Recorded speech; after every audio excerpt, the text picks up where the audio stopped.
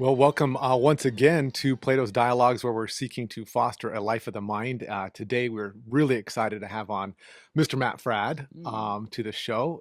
So we're excited to talk to an expert how to do this thing as we kind of get off the ground. So we were thinking one of the things we wanted to do today with you was kind of pick your brain about culture, Catholicism, what you've learned in your experience interviewing people. Maybe you can get a few tips along the side that hopefully free tips. Yeah. So anyway, The first couple are free. yeah, and that's kind of what we were thinking we wanted to do, and just jump right in. So sound good? Good. So how do you guys do this? Is this like 3 cameras? Do you switch between No, we're in just having post the one production? camera because we're technologically stupid. Yeah. So and We're then amateurs. this in these Plato's dialogues, is that the Yes. name of the podcast? Yes.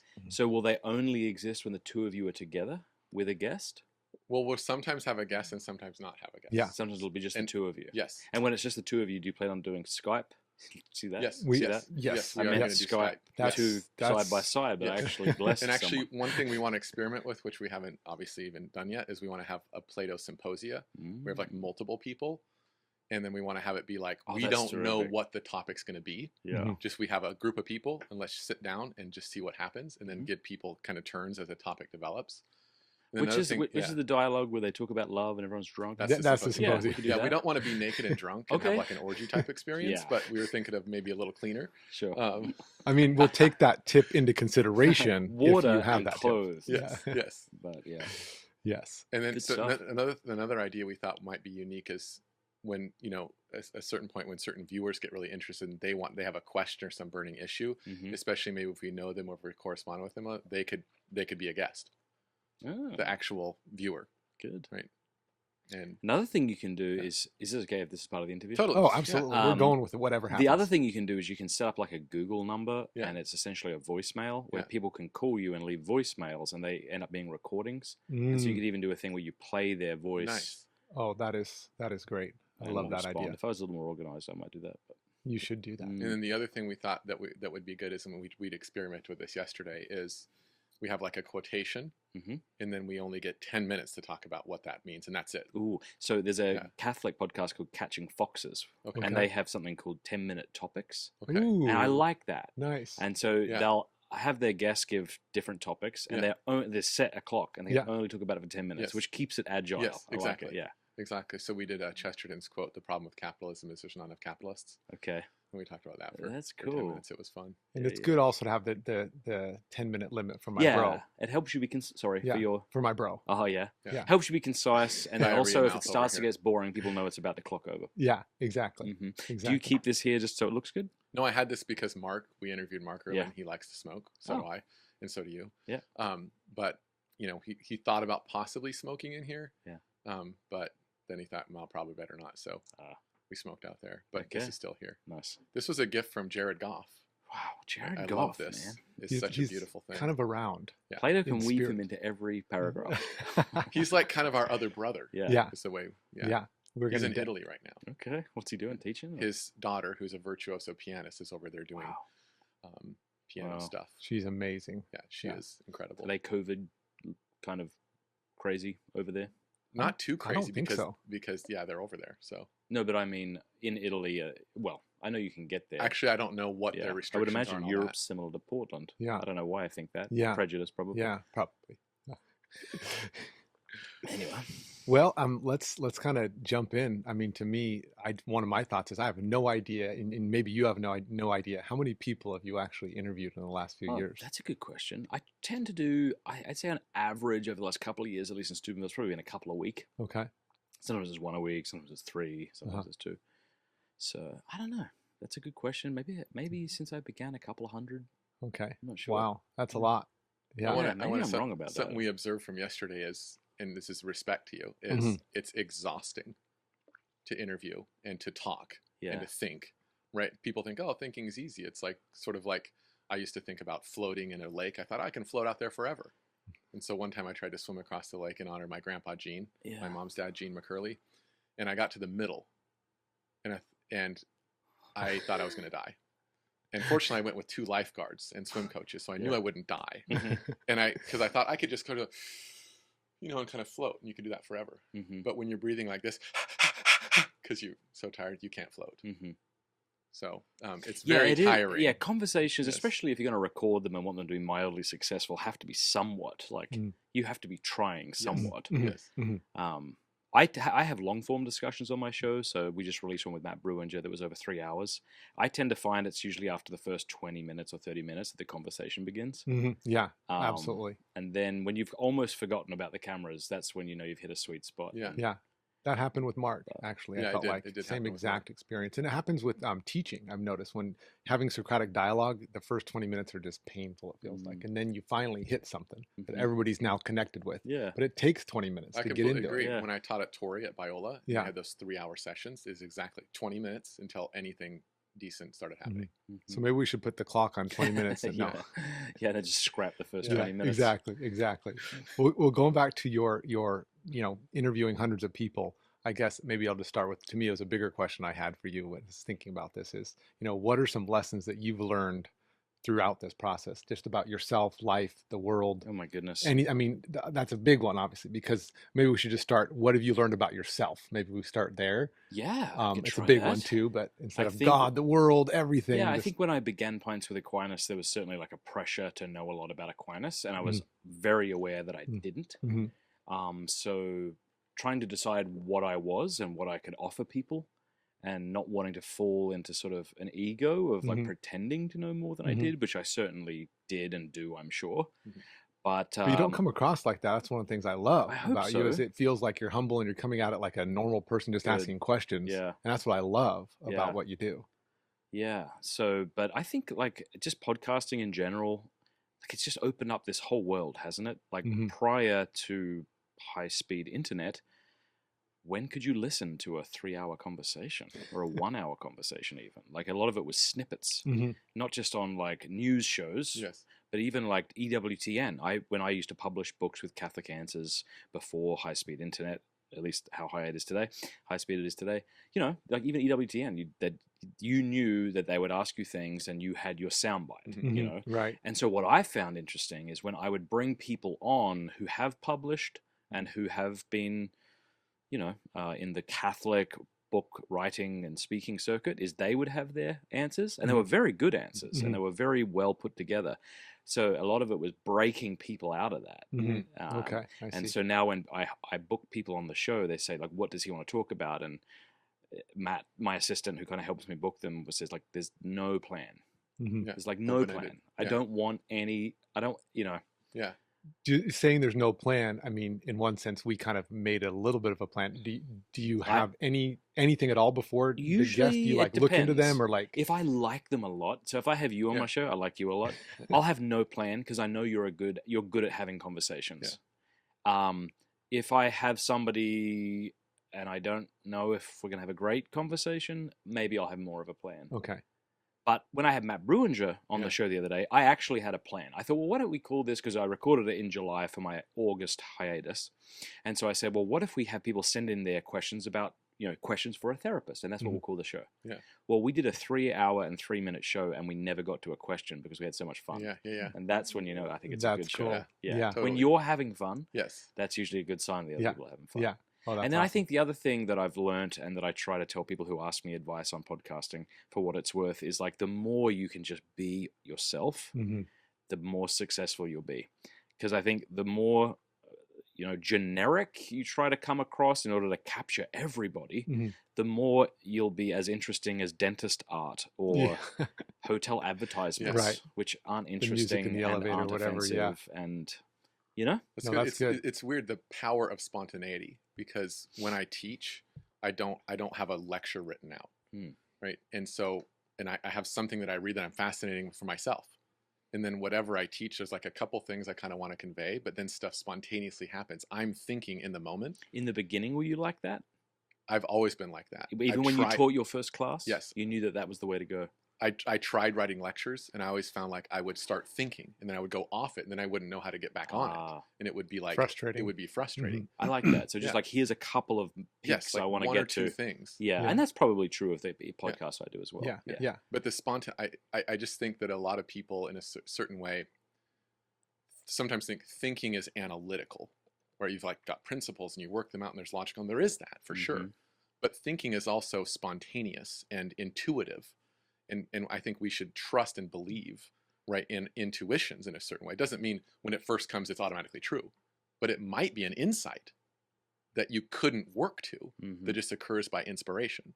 And when I was on your show, there was lots of things I thought things like that before, but there were things I said or things I thought that was the first time I've ever said or thought or put those things together. Another thing that's interesting is I'm not very good at listening to audiobooks. My mind always trails off. Okay, interesting. And unlike a book where you can go back a few paragraphs and start again, you get a rewind. And I don't like audio. I wish I did, because it seems like a very efficient way of consuming content. But I could listen to somebody interesting talk to me on a podcast for 3 hours, like even if they were just riffing. Yeah. And I don't know why that is. Certainly conversations like this, I'd be a lot more in tune to that. Yep. I don't know if it's the fear of, I got to be really attentive, or else if I miss a few sentences, I won't know where the author's going. Whereas in conversations, it's not like that. Or if most people just find this sort of back and forth more interesting. I don't know you well, and yet, but just getting to know you a little bit here in this, and then the other day it seems like and then seeing a few of your interviews it seems like you're interested in just learning, and that seems to be your power. Oh, cool. Like you would just want to learn. I think that's true. Something, and that's what I like. And I find I want to modify that, because there's some people that want to learn because they're nerds and they just want information. But you're sincere. It connects. You want to learn what existentially important. Yes, good. Or do you want to learn what the other person just actually thinks? Yeah, and explore that. I like that. Yeah. But it's not like I think I am now smarter because I've had all these conversations with smart people. I thought that is what it would be. Maybe I am, but I don't know. But I like anything that forces people to sit and talk. That's why I like cigars. That's why even though I don't personally like board games, I like that people like board games. I like anything that forces people to be together over a long period of time without screens. What have been some of that? I mean, like, is there any moments or any interviews that you're like, something happened where you had this insight that stuck with you still? Like, oh, I remember this interview, this moment for you. Can you tell me a couple of those? I had a Sheila. I had a lady by the name of Dr. Roback Morris. Oh, yeah. What's her name? Jennifer Roback Morris. And we were talking about these sort of sexual revolutions, and she said something that's really struck me. She said, it's not left versus right. It's fantasy versus reality. I thought that was interesting. And then she said, in order to peddle the sexual revolution, which isn't something that can work because it's based in a lie, you need three things. You need a lot of power, money, a lot of propaganda, and a scapegoat. Because when the thing doesn't work, someone has to be blamed. Like, I won't reflect on my own insanity and repent of it. I'll blame the Christians for being prudes or something. That's fascinating. Those three together. I thought that was terrific. That's very. And she even refers. Easy to remember too. She refers to the sexual revolutionists and this whole idea as a Gnostic death cult. I like that. Yeah, culture of death for sure. Yeah, and it's Gnostic, naming something. Like that. Maybe Gnostic in the sense of like at war with reality, and you even see that violently with transgenderism, like secret and abortion, mysteries. that. But then also, so am I right in thinking that Gnosticism had the idea of a evil and a good principle? Yeah. Yes. Okay. So, and then the evil principle is kind of responsible for the material world, right? World, exactly. And so you do see that, like this at war, even with one's own body, as if it's not part of who I am. Yes. So she said a few of those things, and I was just like, oh my gosh, that's fantastic. Yeah. It won't work. It can't work. Yeah. Like abortion, contraception, adultery, like the whole thing, and that you can be happy, like it's actually not workable. Yeah. And I had that experience this summer. I so went to a July 4th parade in a small town where I teach, and there was some of our students who were in the pro-life like part of it, and holding banners, we protect women, children, very positive, like colorful and happy people, and that's the whole thing. And then the end of it, there was the anti-life people, which were pro-choice, but they were all dressed in black. All their signs were like negative. They were just negative, like get off our bodies, no to theocracy, things that, and they just didn't seem happy. And at that moment, it was I've heard this kind of thing, like you're just saying. I had this realization. I'm like, that can't win. That can't win. There's going to be damage done. There is damage done in the meantime, but it can't win, because this is life and that's death.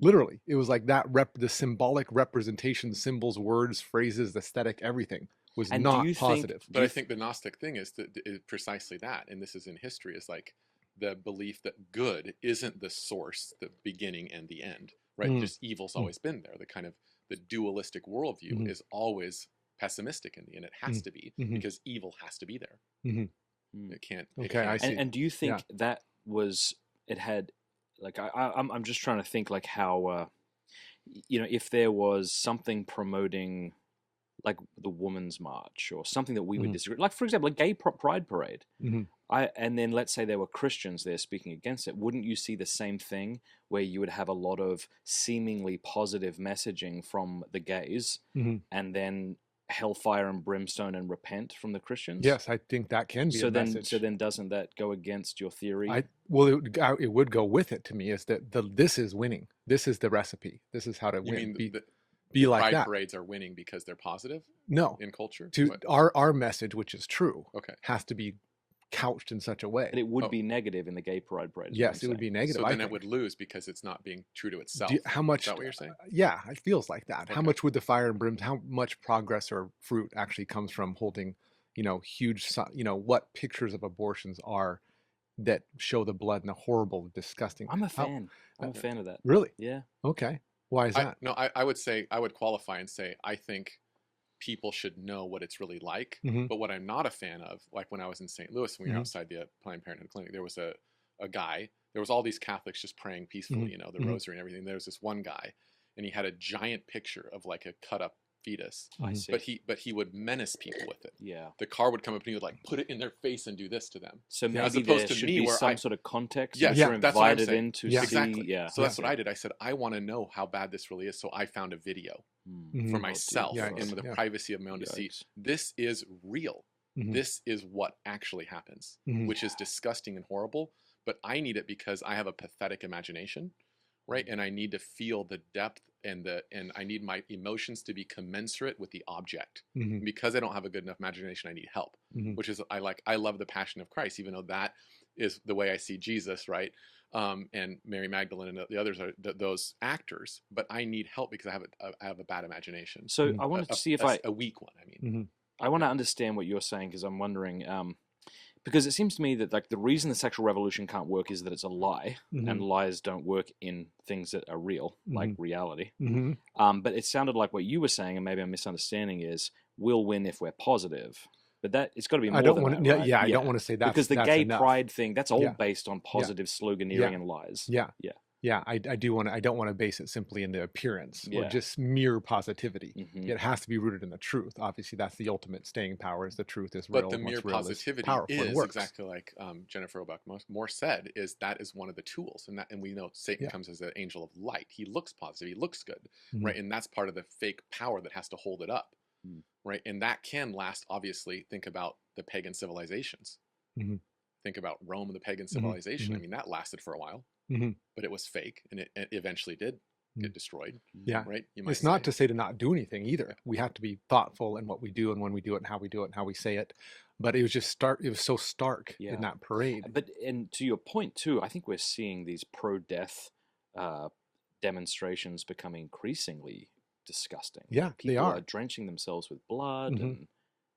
It's hard to imagine that this isn't some sort of pagan satanic ritual. It looks just like that. It looks exactly like it. Yeah. We just had an interview with Mark, and we were talking. You work at New Polity. What is that? What is that? What is that? What is introducing our viewers to it that don't know about it? And one of the challenges, of course, that we're trying to meet is we have this whole language for talking about mankind, society, history, and it's like a secular language. And so if we look at the scriptures, right, and look at the way it described the same historical realities, then we would describe it as pagan. We would describe it as worshiping gods. We would describe it in that way. And that, I think, the challenge that New Poly is trying to, and the same thing Chesterton says in Everlasting Man, is that's the only real way to actually explain what's happening.